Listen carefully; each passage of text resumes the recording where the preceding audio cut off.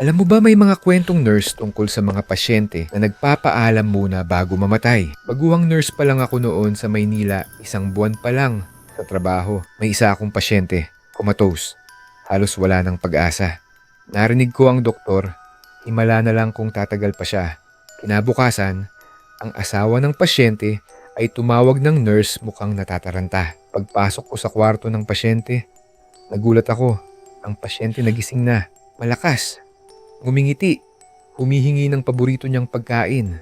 Masayang nag-uusap ang pamilya, parang walang sakit, parang normal. Pero may kakaiba, yung kasama kong nurse ay tahimik at malungkot, parang may gusto siyang sabihin. Kinabukasan, nagtaka ako walang tao, bakante ang higaan. Tinanong ko kung na-discharge na ba yung pasyente, ngunit nagulat ako sa kanyang sinabi. Patay na siya. Nagpaalam lang siya kahapon. Pakifollow naman ako bago siya dumalaw sa'yo.